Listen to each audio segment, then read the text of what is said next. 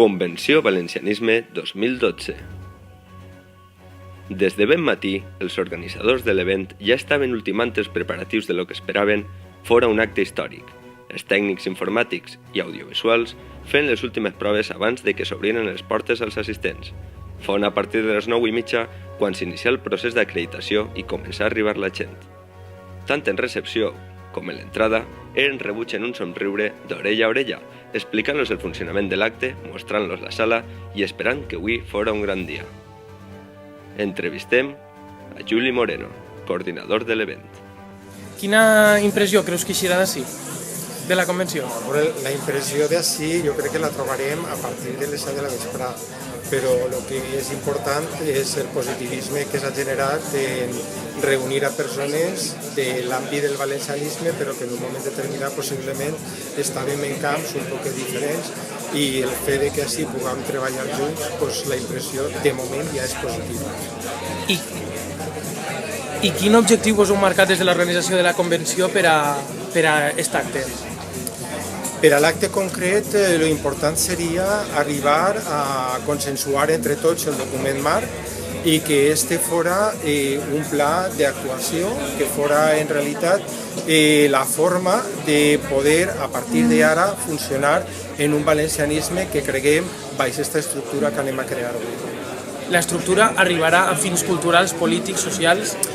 En definitiva, el document està enmarcat, o millor dit, té 5 apartats, i aquests 5 apartats jo crec que toquen pràcticament tot el que estàs dient-me.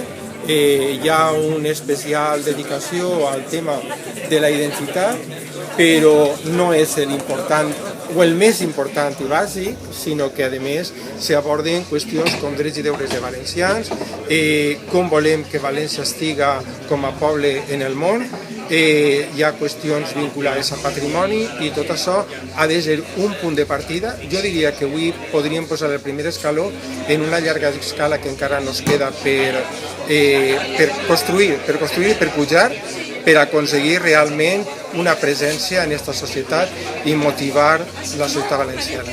Perfecte. Acte seguit, es projectà un vídeo editat per la comissió preparatòria on es mostrava l'evolució del valencianisme des de la batalla d'Almansa.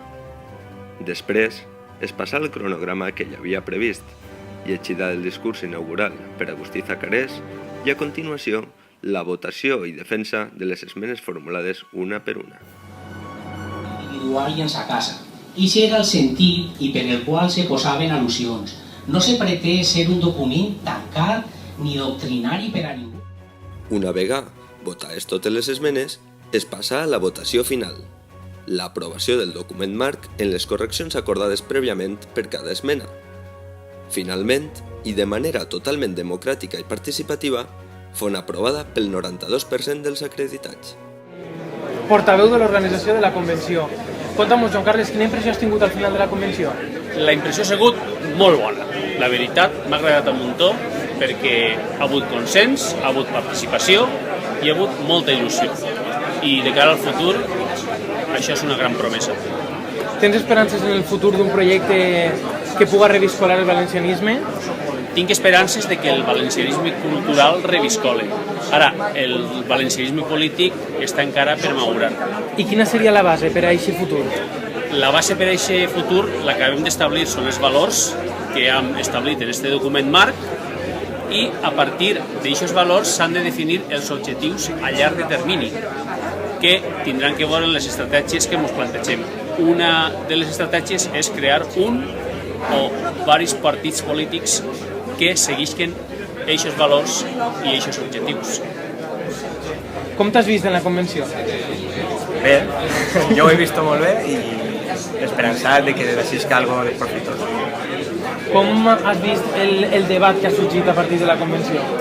Bé, el debat necessari. L'he vist necessari perquè hi havia gent que feia molt de temps que no es veia, que volia parlar i era necessari que la gent parlara, expressara la seva opinió i així segur.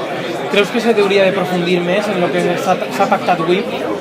Sí, jo crec que sí. Jo crec que és un punt de partida a partir del qual hem de començar a treballar en un projecte de futur, un projecte per al futur i per a la gent valenciana. Podries definir-me en una frase molt curta el document marc d'avui?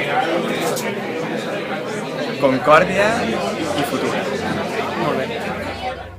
Per a finalitzar, després de pronunciar el discurs de clausura, es tancà l'acte en l'himne valencià que tots junts cantaren.